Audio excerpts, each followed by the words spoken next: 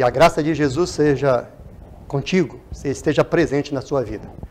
Hoje nós estaremos falando sobre a realidade bíblica com os dias de hoje. Nós temos visto algumas coisas acontecerem e essas coisas que acontecem no dia a dia têm me chamado a atenção. Ontem eu ouvi um apresentador de televisão falando a respeito de alguns acontecimentos e ele perguntou até onde vai parar. Será que tem jeito? Foi a pergunta dele deixada no ar. E isso me chamou a atenção. Hoje à tarde saiu o laudo daquela família que foi morta em São Paulo. E parece-me que foi mesmo, de fato, o filho de 12 ou 13 anos que matou a família inteira e depois se matou. Nós temos ouvido falar de sequestros, temos ouvido falar de roubos, assaltos, temos visto falar de suicídios, de assassinatos.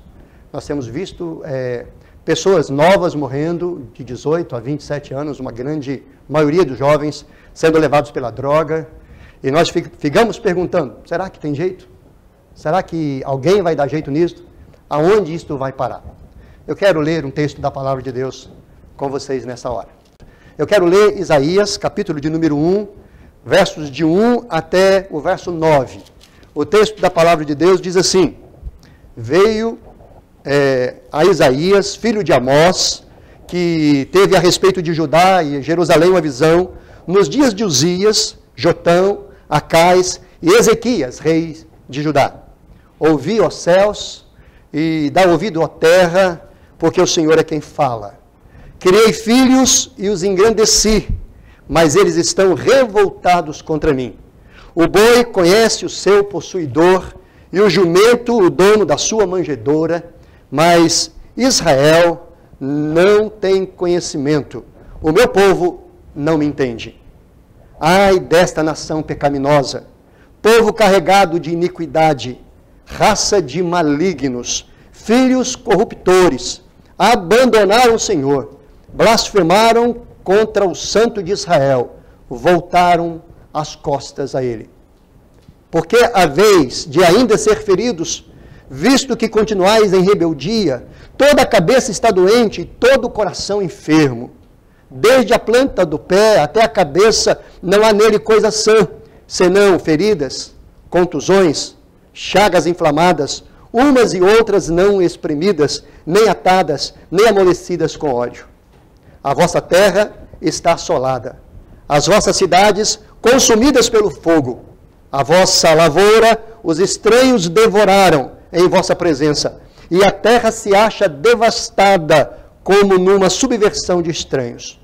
A filha de Sião é deixada como choça na vinha, como palhoça no pepinal, como cidade sitiada. Se o Senhor dos Exércitos não nos tivesse deixado alguns sobreviventes, já nos teríamos tornado como Sodoma e semelhantes a Gomorra. Não sei se você já ouviu, já leu a respeito deste texto. Esse texto foi escrito mais ou menos 600 a 800 anos antes de Cristo. Então, temos mais ou menos 2.800 anos, esse texto escrito que chega às nossas mãos.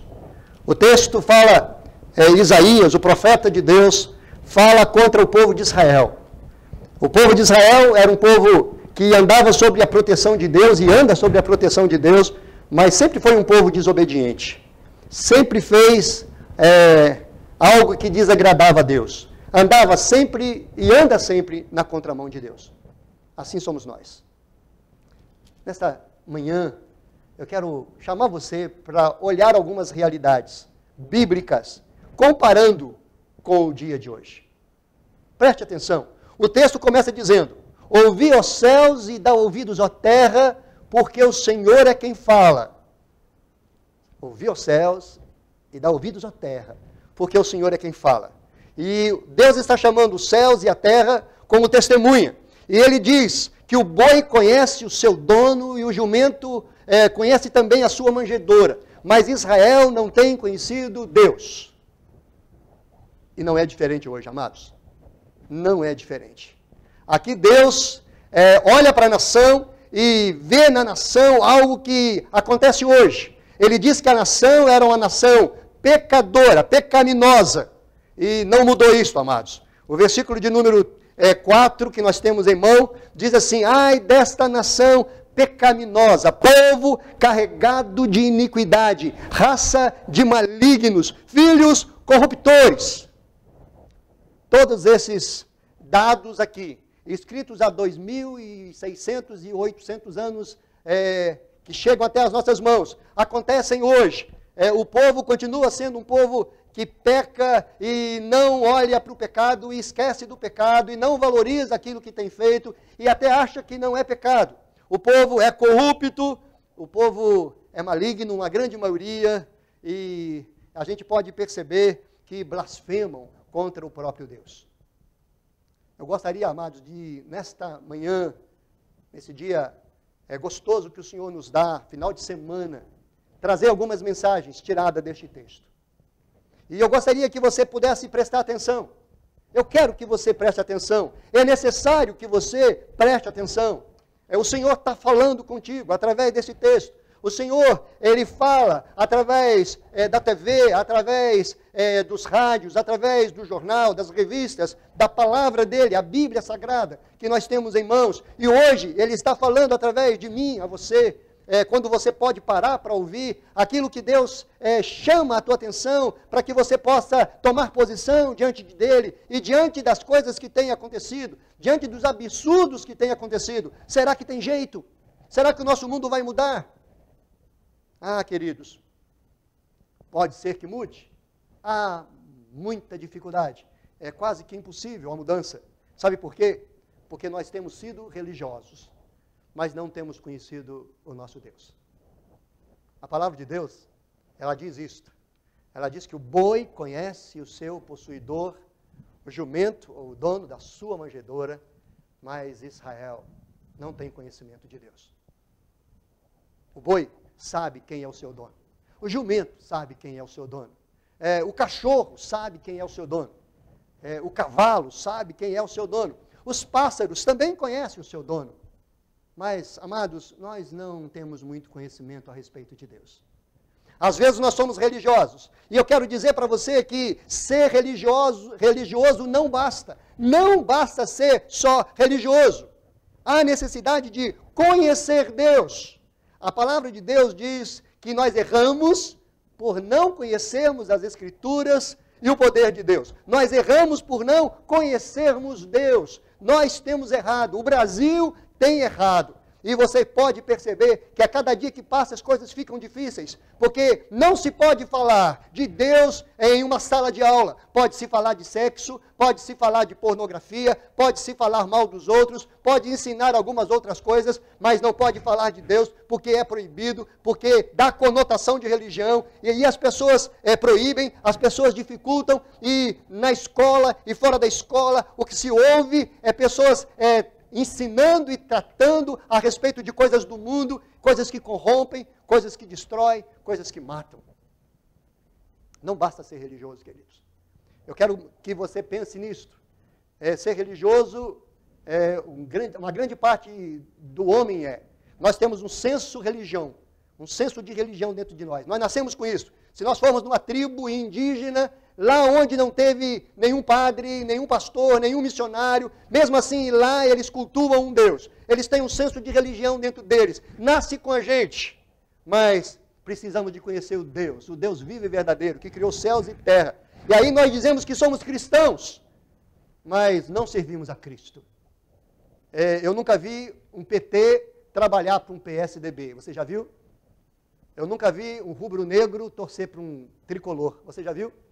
Mas o cristianismo, as pessoas dizem que é cristão, mas trabalham para outros deuses, servem outros deuses, adoram outros deuses, carregam outros deuses, oram e rezam por outros deuses e a outros deuses, enquanto o nosso Deus é colocado de lado. E a Bíblia diz isto.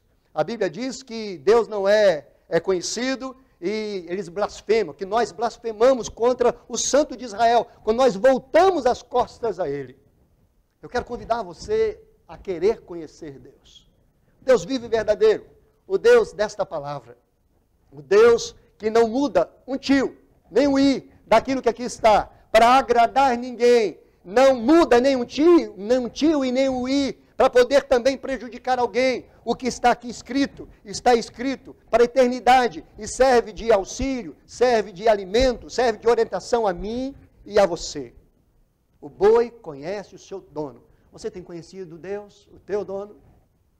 Você tem conhecido aquele que te colocou no mundo, aquele que te gerou, aquele que tem te chamado pelo teu nome, aquele que conhece as estrelas dos céus e a chama pelo nome, e conhece você e chama você pelo nome, aquele que te dá sustento, aquele que te dá vida, aquele que te dá condição de pensar, de agir, aquele que te dá condição de ter esperança, aquele que coloca riso nos teus lábios, aquele que coloca pulsar no teu coração, aquele que te empurra, que te sustenta, que te pega e que te controla. Você conhece esse Deus? Ou você conhece deuses, outros deuses, e servem outros deuses? Porque o texto diz assim, olha, eu quero ler para você. O texto diz assim, olha, porque a vez de ainda estar feridos, visto que continuais em rebeldia, toda a cabeça está doente, todo o coração enfermo, desde a planta do pé até a cabeça não há nele coisa sã, senão feridas, contusões, chagas inflamadas, umas e outras não espremidas, nem atadas, nem amolecidas com óleo. A terra está assolada, as vossas cidades consumidas pelo fogo em vossa presença. Não é isso que está acontecendo no nosso mundo? A terra não está assolada, falta alegria, falta paz, falta comunhão, falta intimidade, falta a aproximação de pessoas com pessoas, para ajudar pessoas. O que nós vemos é pessoas matando pessoas, é pessoas espremendo pessoas, é pessoas atrapalhando pessoas, é pessoas desejando mal para outras pessoas, é filhos matando pais, é pais matando filhos, é irmãos estrupando irmãos, é tios estrupando sobrinhas, e assim vai. Maldade do homem, porque falta conhecimento de Deus. Quando acontece alguma coisa dura, alguma coisa que choca o nosso coração, a primeira palavra que vem à nossa boca é falta de Deus na vida. E a verdade, querido, é falta de Deus na vida. A segunda lição que eu quero deixar contigo nesta manhã, amados, é que os desvios existentes são por causa do nosso abandono ao Senhor. Os desvios que existem em nós são por causa do nosso abandono ao Senhor.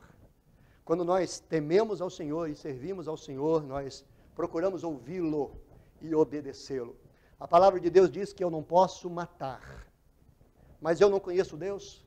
Eu conheço a política e eu conheço a segurança nacional. Eu conheço as formas pela qual o Brasil tem para me prender ou para me soltar. E eu mato, logo depois eu estou na rua, então não tem problema, eu posso matar. E eu não concordo com isso. Eu não entendo isso. Mas o Senhor diz assim, não matarás. O Senhor diz mais, não furtarás. O Senhor diz mais, não dirás falso testemunho. O Senhor diz mais, orai uns pelos outros. O Senhor diz mais, amai uns aos outros. O Senhor diz mais. O Senhor diz assim, amai os vossos inimigos. Você tem feito isso? Nós não temos feito, querido. Sabe por quê? Porque nós conhecemos pouco a Deus. E os desvios que existem em nós, existem por causa da falta de conhecimento, porque se nós conhecêssemos de fato e de verdade o Deus justo e verdadeiro, nós com certeza teríamos temor e tremor ao fazer algo errado. Porque o Senhor não passará a mão na nossa cabeça por sermos bonitinhos, ou por sermos filhos de família importante, ou por termos dinheiro, ou por sermos político, ou por sermos autoridade, ou por frequentarmos uma igreja, sermos religiosos. Deus não nos passará a mão na cabeça, Ele nos tratará segundo a justiça dEle. E a justiça dEle é justa.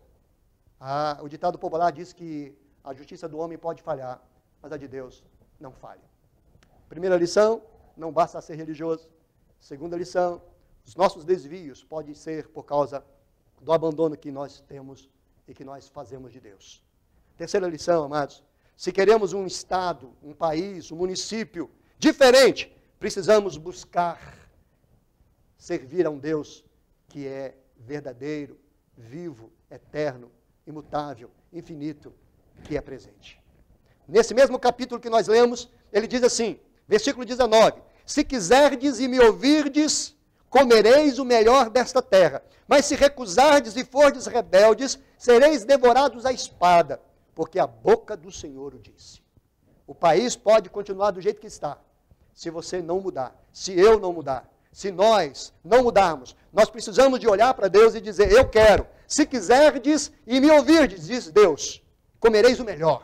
Mas se você não quiser e se você não ouvir, comereis o pior. É porque é sequência, é consequência. Se eu quero e busco, eu como o melhor. Mas se eu não quero, diz o texto que eu serei devorado à espada. E a boca do Senhor é quem diz. Não é Jandir, não é o pastor Jandir, não é a igreja, não é a religião, mas é a boca do Senhor quem diz. Você tem visto um Brasil totalmente de cabeça para baixo? A culpa é de quem? É nossa. Nós, os pais, que não temos ensinado os nossos filhos a caminhar na direção do Senhor. Quando muito nós mostramos uma religião, nós deveríamos mostrar o dono da religião, o cabeça da religião, que é Cristo Jesus, nosso Senhor. Oxalá você possa estar assim fazendo. Eu quero orar contigo.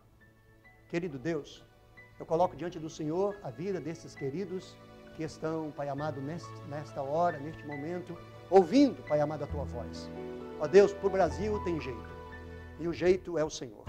Ó Deus, dá que esses queridos que estão, Pai amado, ouvindo esta mensagem, possam ser tocados pelo Senhor, e possam buscar o Senhor, e desejar o Senhor, para comer o melhor desta terra. Ó Deus, dá que haja mudança, dá que haja, Pai amado, condição real de transformação, de metanoia, de metamorfose, Pai amado, na vida de cada um desses queridos e amadas que estão ouvindo nesta manhã. Ó Deus, dá que a nossa casa possa ser exemplo, dá que a nossa cidade possa ser exemplo, dá, Pai amado, que o nosso estado possa ser exemplo, dá que o Brasil possa ser, Pai amado, diferenciado, Pai amado, dos outros países, tendo o Senhor como dono, como cabeça, como orientador de cada um de nós. Perdoe os nossos pecados e faça-nos, Pai amado, ver a realidade do mundo, olhando e comparando com a Tua palavra. Nós oramos assim, agradecido, no nome de Jesus. Me despeço aqui, queridos. Me despeço aqui com a doce paz do nosso Senhor Jesus Cristo. Pois bem, chegamos ao final de mais um programa Falando ao Coração. E foi um prazer ter você aí do outro lado, nos prestigiando com a sua audiência. E você que quer participar dos trabalhos da Igreja Presbiteriana Nova Jerusalém, não se esqueça. Os trabalhos começam às quartas-feiras, às 19h30, com o culto de ensino bíblico. Às sextas-feiras, reunião de oração, às 19h30. Domingo, pela manhã, às 9 horas, escola dominical. E para fechar, culto de louvor e adoração ao nosso Deus, domingo, às 19h30. A Igreja Presbiteriana Nova Jerusalém fica na Rua Luísa, número 251S, Vila Portuguesa.